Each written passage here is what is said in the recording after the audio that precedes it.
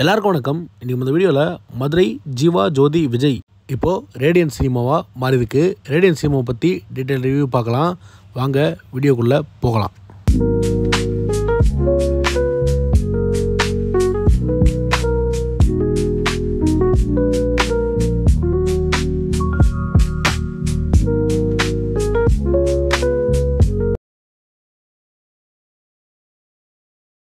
ஜீவா ஜோதி விஜயா இருந்த தேட்டரை முழுமையாக இடிச்சிட்டு ரேடியன்ட் சினிமா இப்போ ரெனோவேட் பண்ணியிருக்காங்க. அப்போ கூட மேலே இருந்த பழைய தூணை ரிமூவ் பண்ணாமல் அதுலேயே ஆர்கிடெக்ட் பண்ணது சிறப்பான விஷயம். இந்த தேட்டரோட பாக்ஸ் ஆஃபீஸ் 39 இன்ட்ரெஸ்ட் இருக்குது. நீங்கள் உங்கள் டிக்கெட்டை ஆன்லைனில் டிக்கெட் நியூவில் எடுத்துக்கலாம். பைக் அண்ட் கார் பார்க்கிங்க்கு ஸ்பேஸ் ரொம்ப பெருசாகவே இருக்குங்க. உள்ள தேட்டருக்குள்ளே என்ட்ரான உடனே லாபியில் மினி ரெஸ்டாரண்ட் மாதிரி செட் பண்ணியிருக்காங்க தேட்டர்ஸு. உங்கள் ஃபேமிலியாக வந்தால் நீங்கள் உங்கள் டைமை ஸ்பெண்ட் பண்ணிக்கலாம். அது மட்டும் இல்லாமல் இங்கே நிறைய வெரைட்டி ஃபுட்டும் வச்சுருக்காங்க. அது கூடவே குடிக்க ஃப்ரீயாக ட்ரிங்கிங் வாட்டரும் தனியாக வச்சுருக்காங்க. ஃபுட்டோட ப்ரைஸ்லாம் ஒரு மாடரேட்டான ரேஞ்சிலேயே செட் பண்ணிட்டு வராங்க. ஃபுட்டோட குவாலிட்டியும் இங்கே நல்லாவே இருக்குன்னு சொல்லலாம். அதை விட இங்கே உட்காரத்துக்கு கொஞ்சம் ஸ்பேஸும் இருக்குது. ரெஸ்ட் ரூம் வந்து தேட்டரோட லெஃப்ட் ஹேண்ட் சைடில் தான் இருக்குது. ரெஸ்ட் ரூம் டிசைன் வந்து பார்க்குறதுக்கு உண்மையிலே யூனிக்காகவே இருந்ததுன்னே சொல்லலாம். இந்த மாதிரி ரெஸ்ட் ரூம் டிசைன் நான் வேறு எந்த தேட்டர்லையும் பார்க்கல. ரெஸ்ட் ரூமும் க்ளீன் பண்ணி நீட்டாக வச்சுருந்தாங்க. ரெஸ்ட் ரூமை அடிக்கடி ஒருத்தவங்க க்ளீன் பண்ணிகிட்டே இருக்காங்க. ஒரு மீடியமான ரெஸ்ட் ரூம்னே சொல்லலாம் இந்த ரெஸ்ட் ரூமை. ஷோ டைம் மாறி மாறி இங்கே ப்ளே ஆகிறதுனால கன்ஜெஸ்டடாக வாய்ப்பே இல்லை. ரேடியன்ட் சினிமாவில் இப்போதைக்கு மொத்தம் 5 ஸ்க்ரீன்ஸ் இருக்குது. 5 ஸ்க்ரீனில் இப்போ நம்ம ஃபஸ்ட் ஃப்ளோரில் இருக்க ஸ்க்ரீன் 5 கரீனோ ஸ்க்ரீனை பற்றி பார்க்கலாம். இதுக்கு லிஃப்ட் மூலயமா நீங்கள் இந்த ஸ்க்ரீனுக்கு வரலாம். ஸ்க்ரீனுக்குள்ளே நீங்கள் என்ட்ரான உடனே அங்கே ஃபஸ்ட் ரோவில் இருக்க படுத்துட்டு பார்க்குற சீட்ஸ் தான் உங்கள் கண்ணுக்கு தெரியும். இந்த சின்ன ஸ்க்ரீனுக்கு இந்த மாதிரி சீட்டிங்ஸ் கொடுப்பாங்கன்னு நான் எக்ஸ்பெக்ட் பண்ணவே இல்லை. படுத்து பார்க்குற வியூவும் இங்கே நல்லாவே இருந்தது. இந்த லாஞ்சரை தவிர்த்து மற்ற ரோஸ் எல்லாமே வே கார்னரில் இருக்க ஃபஸ்ட்டு லெஃப்ட் ஹேண்ட் சைடில் இருக்கிற எல்லா சீட்ஸுக்குமே இவங்க கப்பிள் சீட்ஸ் தான் கொடுத்துருந்தாங்க. மற்ற சீட்ஸும் இங்கே கம்ஃபர்டபுளாகவே இருந்ததுன்னு சொல்லலாம். இங்கே மொத்தம் சீட்ஸை 2 வகையாக பிரிக்கிறாங்க. ஒன்று பிஎல், இன்னொன்று லாஞ்சுன்னு. பிஎலுக்கு 150 லாஞ்சருக்கு 180 சார்ஜ் பண்ணுறாங்க. இந்த 2 கிளாஸையும் சேர்த்து இங்கே ஒரே நேரத்தில் 135 பேர் ஒரே ஷோவில் உட்காந்து படம் பார்க்கலாம். இந்த ஸ்க்ரீன் இன்டீரியர் டிசைனும் சூப்பராகவே இருந்ததுன்னு சொல்லலாம்.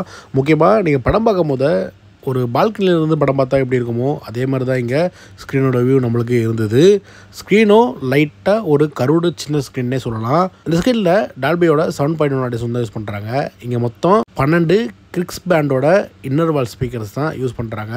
சரௌண்ட் அண்ட் பேஸ் எஃபெக்ட் நல்லாவே இருக்குது. கம்பேர் பண்ணும்போது சரௌண்டை விட பேஸ் இங்கே சூப்பராகவே இருக்குன்னே கண்டிப்பாக சொல்ல முடியும். இந்த ஸ்க்ரீனில் பார்கோவோட 2K RGB laser projection use பண்ணுறாங்க. பிக்சர் குவாலிட்டி இங்கே டாப் நாச்சாக இருக்குது. இந்த ஸ்க்ரீனில் ஏசியும் ஃப்ராக்ரன்ஸும் சூப்பராகவே இருந்தே சொல்லலாம்.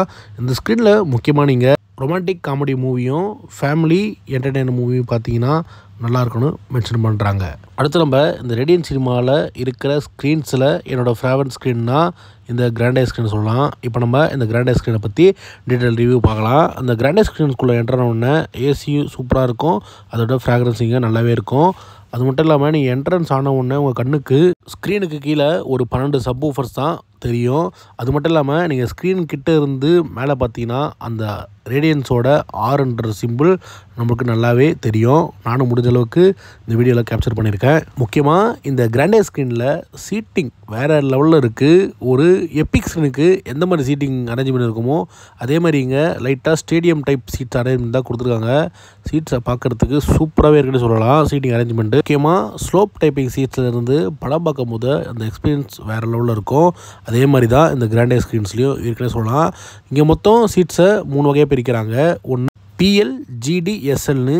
பிஎலுக்கு 190 ரூபாவும், ஜிடிக்கு 130 ரூபாவும், எஸ்எல்லுக்கு 60 ரூபாவும் இங்கே டிக்கெட் ப்ரைஸாக சார்ஜ் பண்ணுறாங்க.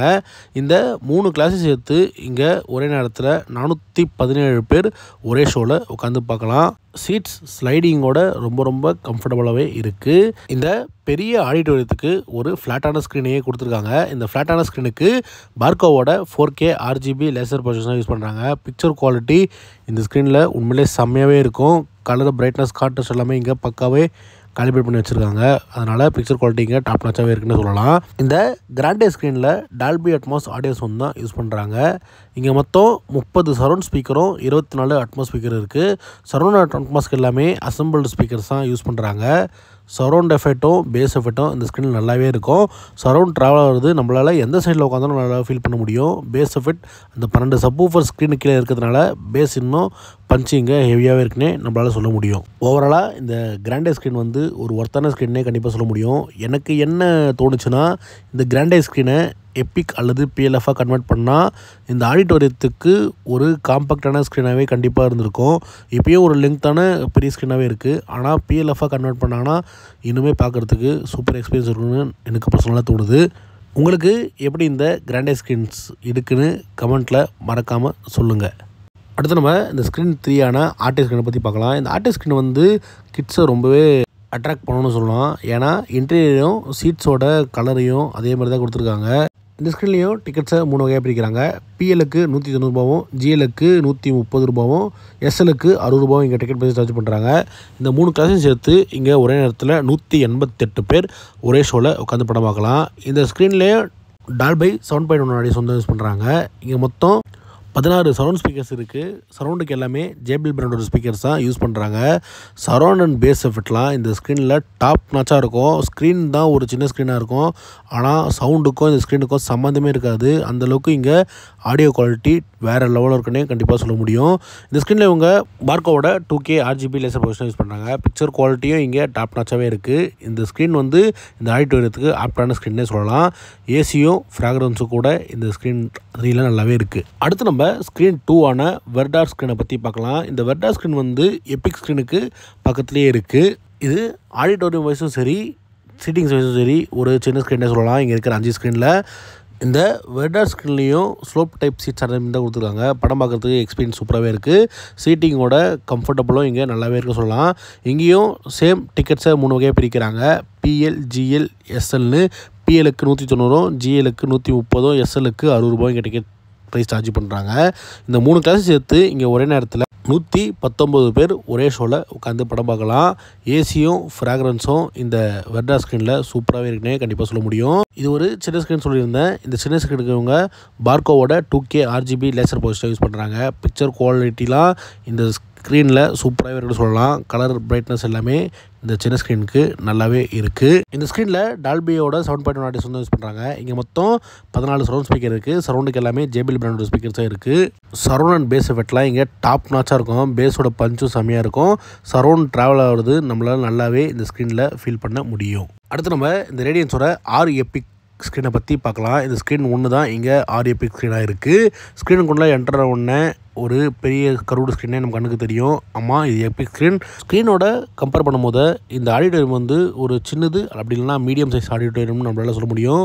நான் சொல்கிறது லெங்த் வைஸ் வைடாகவே இது கொஞ்சம் பெரிய ஆடிட்டோரியம்னு சொல்ல முடியும். இந்த எப்பிக் ஸ்க்ரீன் வந்து தமிழ்நாட்டில் இருக்க எப்பிக் ஸ்க்ரீன்லேயே 4th லார்ஜஸ்ட் எப்பிக் ஸ்க்ரீன் சொல்ல முடியும். ஆமாம், இந்த எப்பிக் ஸ்க்ரீனோட சைஸ் வந்து 52 ஃபீட் இருக்குது. ஃபஸ்ட்டு வந்து பிராட்வே சினிமாஸோட எப்பிக்கும், செகண்ட் வந்து தஞ்சாவூரில் இருக்க ஸ்க்ரீன் 1ம், தேர்டு வந்து தஞ்சாவூரில் இருக்கிற வெற்றியில் இருக்க ஸ்க்ரீன் 2ம் சொல்லலாம்.